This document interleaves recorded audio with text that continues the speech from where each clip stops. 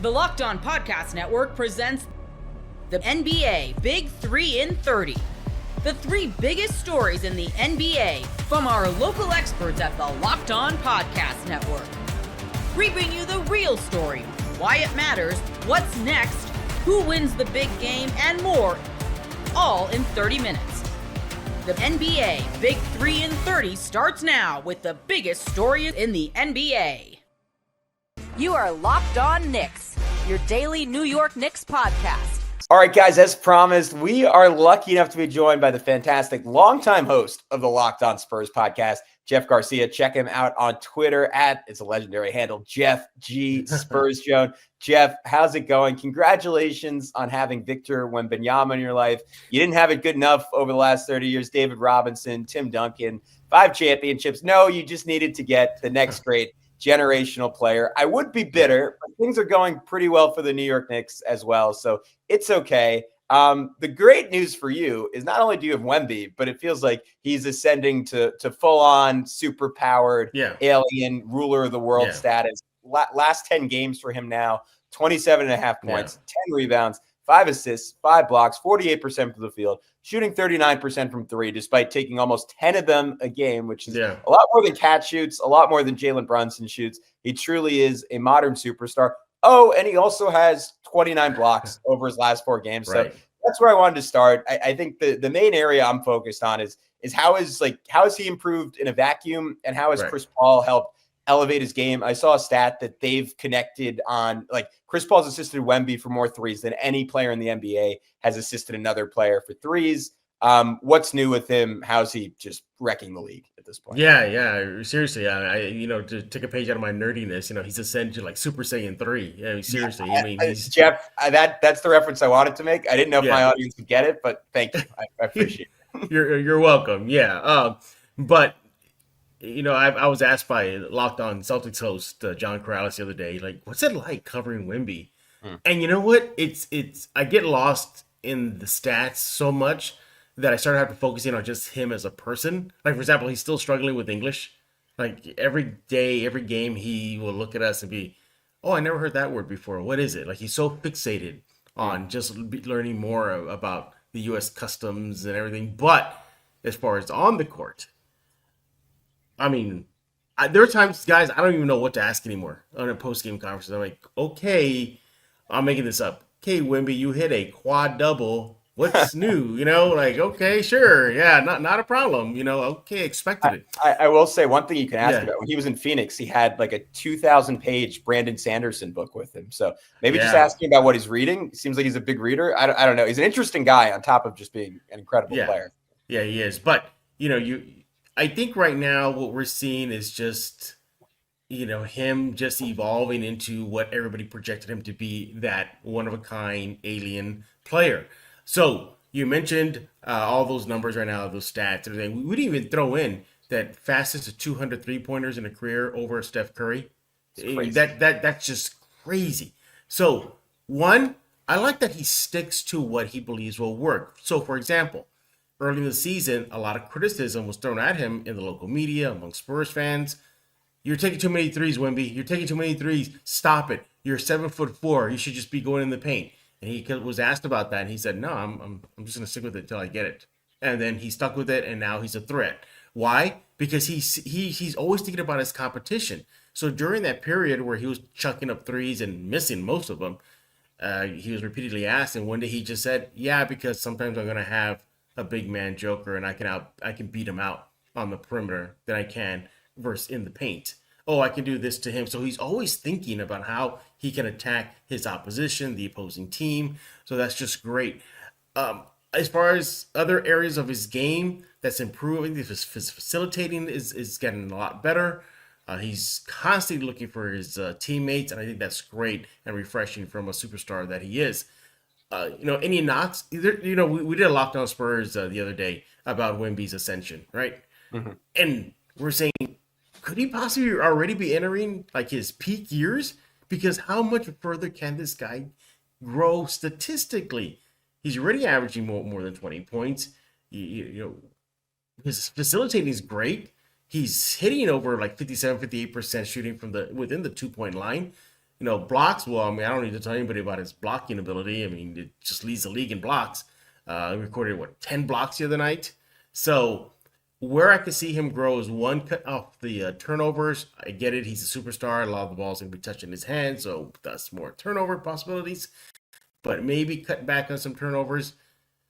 But then I'm just nitpicking guys after that. I'm like, okay, well, he can get to the free throw line more. Okay, well, he's already taking, 8, 9, 10 attempts a game. So I think the next evolution for him is just becoming that Chris Paul kind of personality on the court for the team if and when Chris Paul ever leaves San Antonio. Even if it's to retirement for Chris Paul, he's just gone. So I think that where you can see his next evolution, it becoming more his team. He's already saying the buzzwords of my teammates, my team, we didn't win or we won. But I would like to see him become more of a leader. He's going to be his own guy. He's not going to be Tim Duncan, who was a quiet leader. He's not going to be Chris Paul, the very loud vocal leader.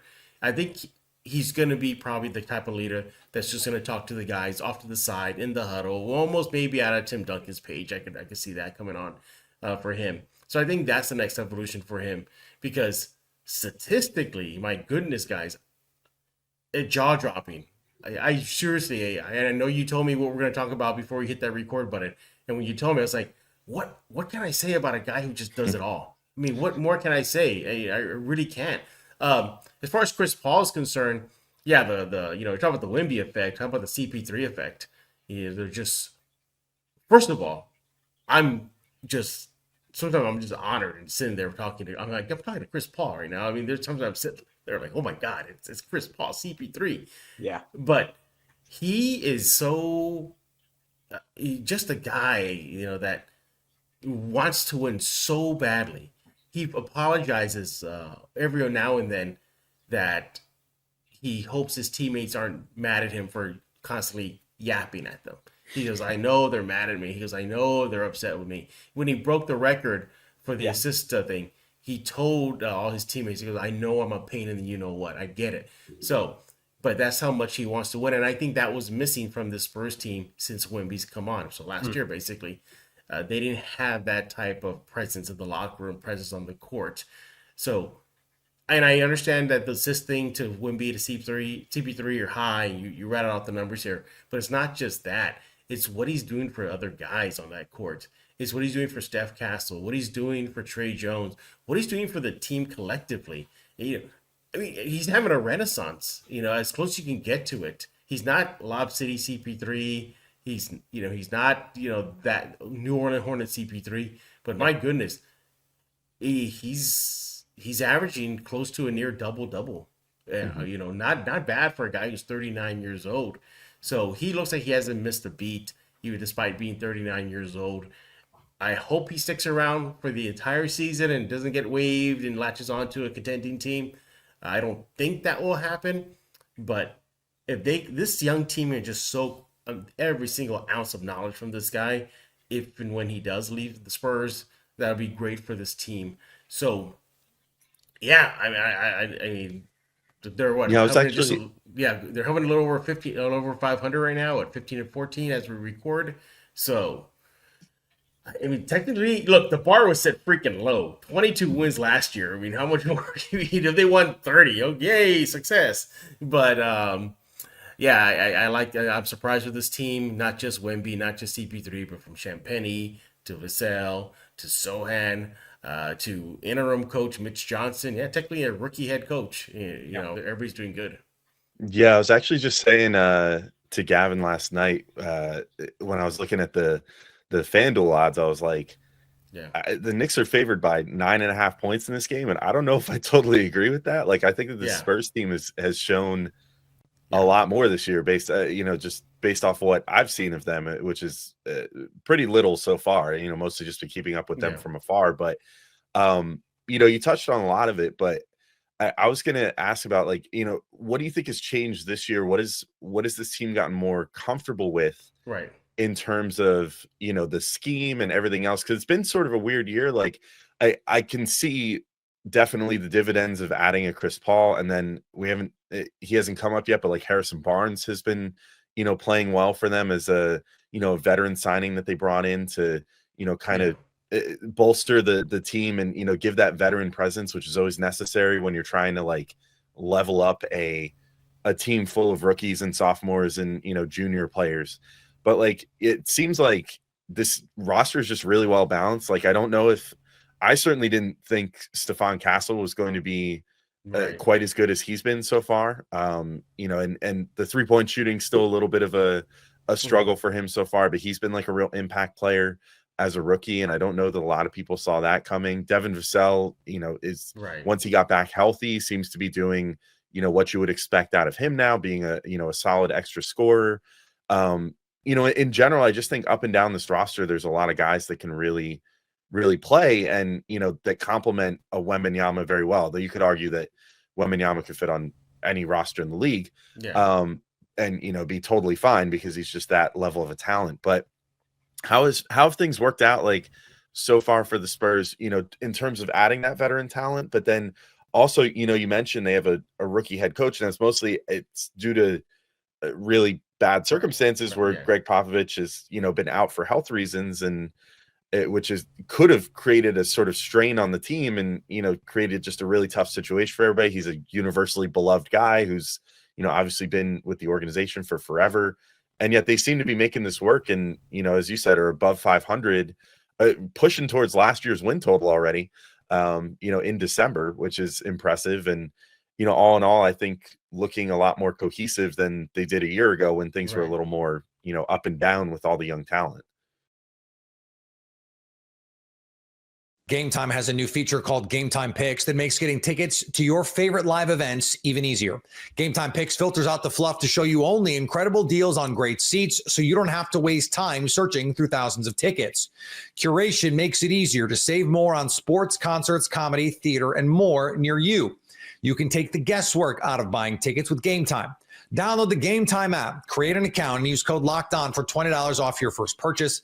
Terms apply. Again, create an account and redeem code LOCKEDON for $20 off. Download Gametime today. What time is it? Gametime. We hope Santa Claus is working overtime because we have our Christmas wish list. You are Locked On Warriors, your daily Golden State Warriors podcast. Part of the Locked On Podcast Network, your team every day. Our Christmas wish list. Dear Santa, dear Chris, this year for Christmas, I'll give you the floor first. What would you like for Christmas? I'm going to start with the most obvious thing, Warrior related. And that is... You're going to take this a completely different route than I am. That's for sure. I don't know. More than anything, I just want Steph and Draymond healthy. Oh, yeah. Give me good health in the new year for the Golden State Warriors. Because... look, there's a lot of ins and outs with this team. There's a lot of things that could happen. There's potential trades. There's other things I want, believe me. But none of it matters if Steph and Draymond aren't healthy in the new year. So let's just stay healthy. If it takes a game off here or there, fair enough. No big injuries for the big guys. That's my number one Christmas wish for the Warriors. See, I'm going a little bit different than you. Mine is, I want to get out the ghost of Christmas Past. Ooh. And I want him to visit Ebenezer Scrooge, and I want him to visit Steve Kerr, and I want him to visit Bob Myers, who's now on the set of ESPN, and I want him to visit all those guys. And I want the ghosts of Christmas Past to just change some things. Because, life's not bad for the Warriors right now. It could be a lot worse, right? You're somewhat in purgatory, but there are teams that are in hell. So it could be a lot worse out there than the Golden State Warriors. 20 teams would love 25, 23, whatever, would love to trade positions with you overall. But in terms of what this could have been, God, Kevin Durant, why did he have to go? And then forget just that. The draft picks that you had. The fact that you were set to be a championship contender, and sure you didn't know. Forget contender. The fact that you were set to win an NBA championship and you had and I guess there was a years apart, right, without Clay, but you had the number 2 pick in the draft, and then you had lottery picks after that. There were so many things, and it's easy to have on the goggles. It's easy to put on the rose-colored glasses. Hindsight's always 20/20, right, Kolsky? But God, it is hard to bridge a gap They tried to do it, did the Warriors with the timelines, the 2 timelines, and it hasn't worked out that way. But God, I mean, the only team in my lifetime that I feel like really bridged it, and you tell me if I'm wrong, were the San Antonio Spurs, where, they brought in a completely different core after Robinson and Bowen. They're gone. They bring in Manu, they bring in Parker, and then they almost got around 3 bridging gaps with Kawhi. It didn't get to that point, but they won a lot of games in the regular season. But that's what I go back to all the time, man. Warriors could have been in such amazing position if just one thing went a little bit differently. Still not the worst thing in the world, but my Christmas wish, Santa, take me back. 2019, 2018, how things could have changed.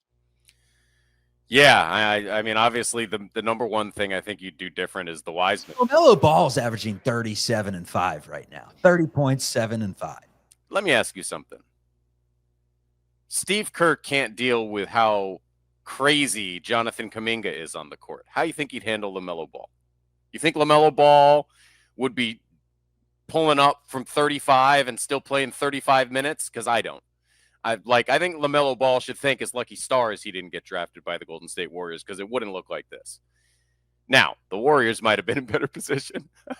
It's probably still a better pick than Wiseman. But, I think looking at LaMelo, 5-6 years in, and saying, look at the stats. What if he was on the Warriors is not – it wouldn't be like that. It's more trading the pick, man. That's what I look back at.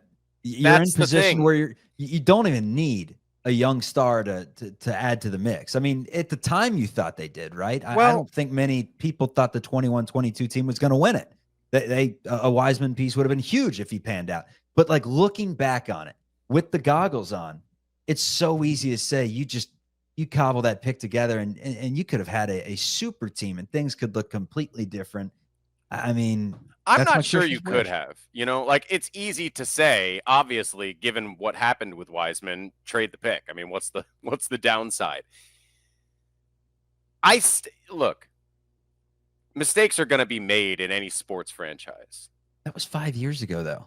It was 5 years ago. It was 5 years ago, and the Warriors are still running out the same core that they were in 21-22, a championship team, most of the same core. Yeah, and I don't know who that would have been at the time. A lot of people on Twitter had ideas. I don't know that there were any great picks available or any great players available to acquire with that number 2 overall pick, because everybody knew it wasn't super. It's not like James Wiseman was Victor Wembanyama. You know what I mean? Or like Carmelo Anthony. Yeah, that pick had value, obviously, but not crazy value.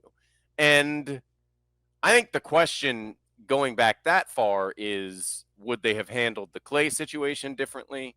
And is there a better pick they could have made? Because I think LaMelo's interesting and obviously super talented. Tyrese Halliburton is the one that got away to me. And that would have been a crazy pick, though, at number 2. Well, but that's the thing.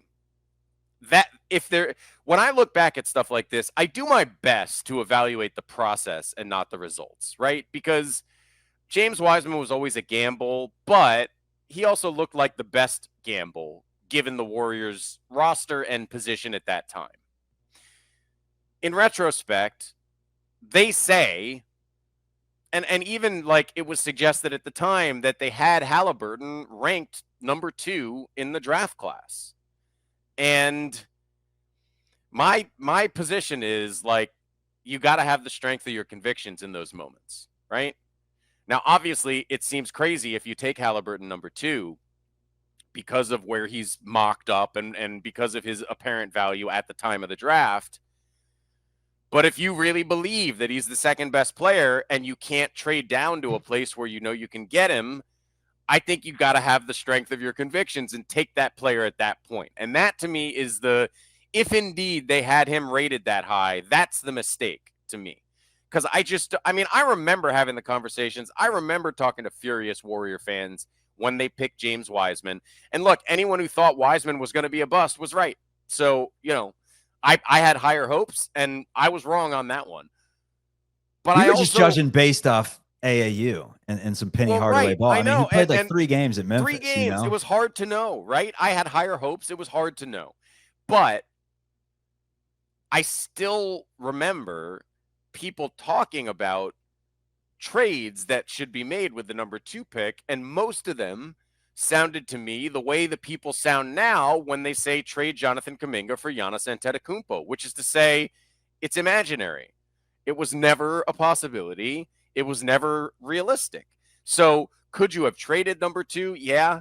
Would it have gotten you a star that would have you in a very different position right now? I'm not so sure.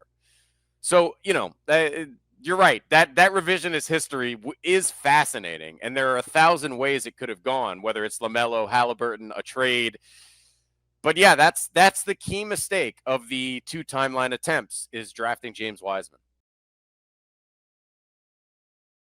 Get ready to tackle the NFL action with FanDuel, America's #1 sportsbook, because right now new customers can bet $5 and get $150 in bonus bets if you win.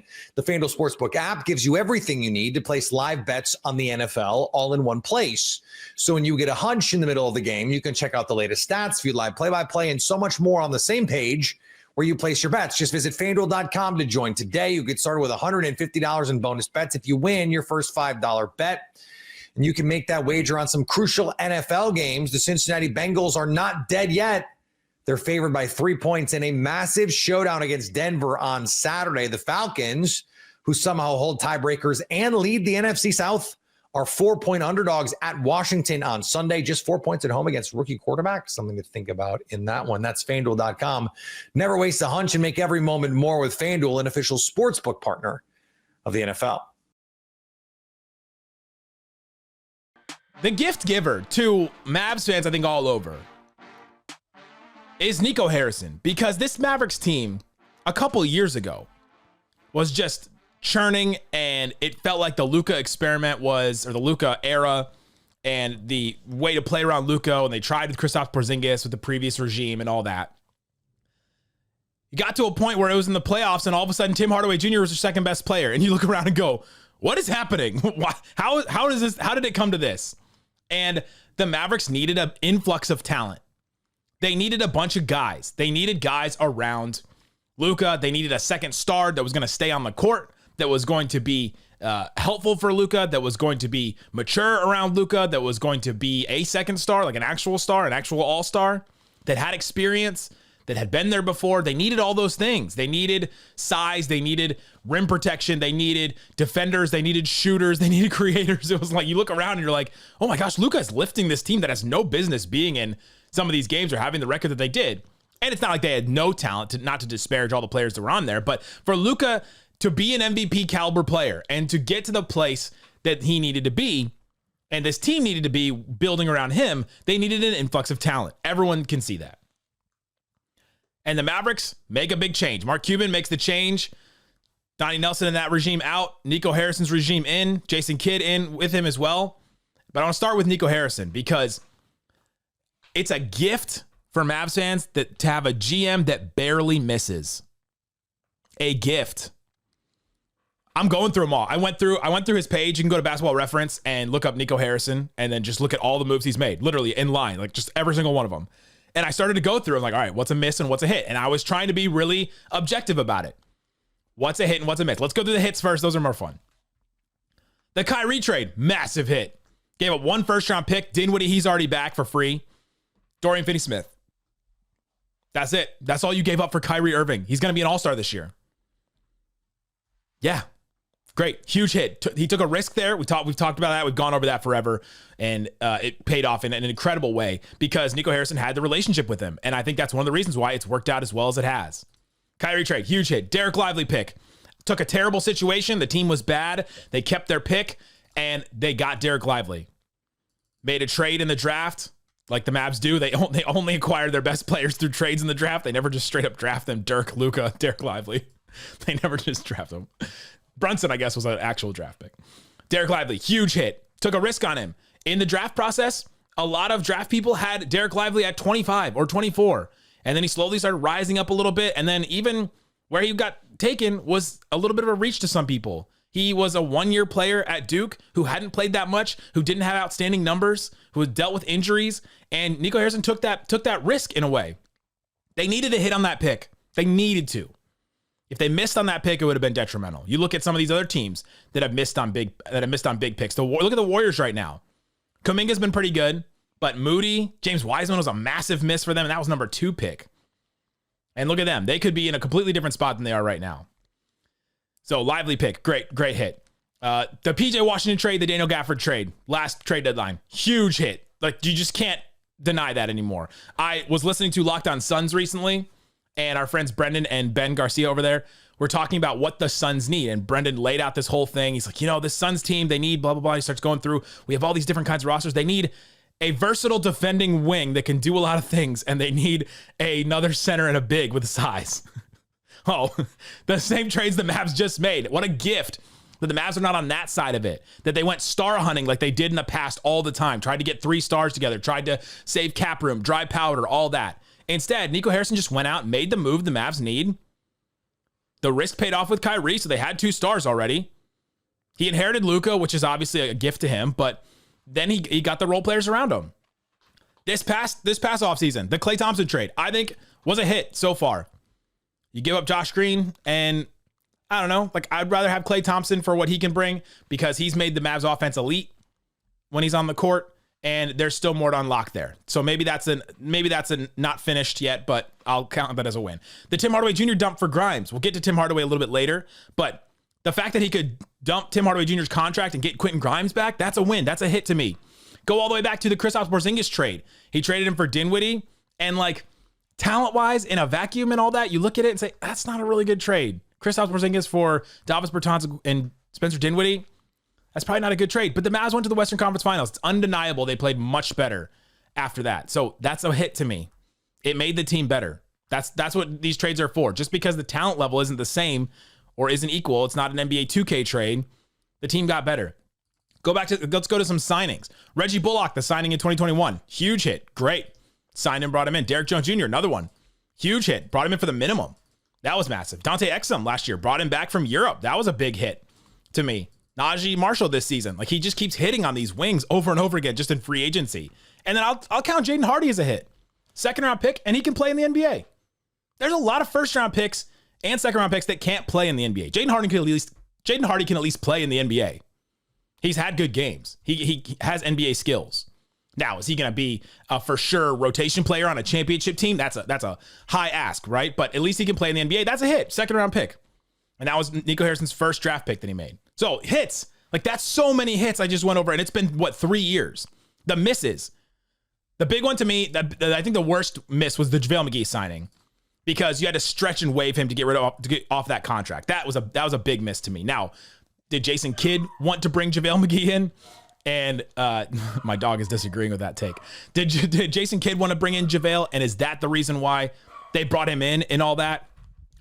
Yeah, maybe there's some of that, but let's just call it for what it is. It was a miss. They had to stretch and waive him, so they admitted that it was a miss. The Christian Wood trade. Okay, kind of a miss, but what did you really lose there? Like, you brought him in. He gave you some good minutes. Averaged 16 points for the Mavs. They end up moving on from him, but they lost the 1st-round picks. You're like, okay, well, they lost that, but that pick turned into Wendell Moore. Who? That right. Okay, so that's kind of a miss, maybe. I don't even know if I count that a miss, actually, now talking through it. The Grant Williams trade. They traded for Grant Williams. They gave up a 20-30 pick swap. That's kind of a big deal. But they flipped Grant Williams for PJ Washington. So turned a miss and a player into PJ. The extension for Tim Hardaway Jr. going all the way back. Was that a miss? At least you kept the asset. You were able to flip him into Grimes. And then the Omax trade. Traded for Omax to get in the 1st round in the Derek Lively draft. Is that a miss yet? I don't know. It's like another still like incomplete. The Klay Thompson one and the Omax one are still kind of incomplete. And you also got Rashawn Holmes in that deal for Omax. And you flipped him for Gafford. So that might be a hit right there. So even in his misses, he moves on quick when he does miss. And so to me, that's a gift. A GM that will barely miss, but when he does miss, he adjusts. JaVale McGee didn't work. All right, stretch and wave. Let's just move on. Christian Wood trade. All right, 1 year, didn't really work. Let's move on from him. Let's not sign him to a long deal and like continue this on longer than it needs to. Grant Williams, all right, didn't work. Let's trade him and flip him for PJ Washington, who has been incredibly important to this Mavericks team. Tim Hardaway Jr., all right, we extended him. Let's flip him and move this contract and bring in somebody younger and better in lots of ways. Rashawn Holmes brought him in and took on his contract. Let's flip him for Gafford. Let's use that contract that we got and flip him for something better. Barely misses, moves on quick when he does. Nico Harrison has been a gift and has given a gift to the Dallas Mavericks and to Dallas Mavericks fans.